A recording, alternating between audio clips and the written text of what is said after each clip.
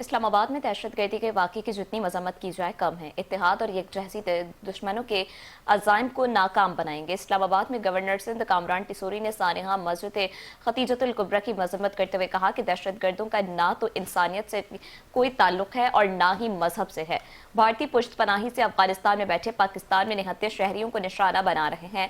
معرکہ حق میں دشمن پر عیاں ہو گیا کہ وہ جنگ میں پاکستان کا مقابلہ نہیں کر سکتا ہے۔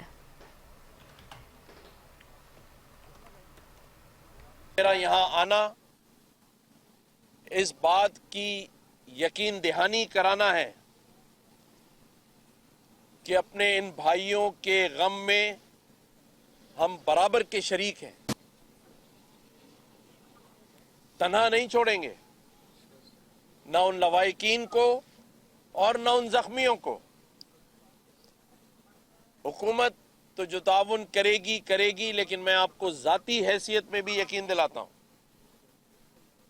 کہ آپ کے جو لوگ مجھ سے رابطے میں رہیں گے، جہاں جہاں ضرورت پڑے گی تو بحیثیت گورنر سندھ کامران ٹیسوری نہیں، بلکہ صرف کامران ٹیسوری جو کہ آپ کا بھائی ہے، اپنی ذاتی حیثیت میں بھی آپ کے شانہ بشانہ کھڑا ہے۔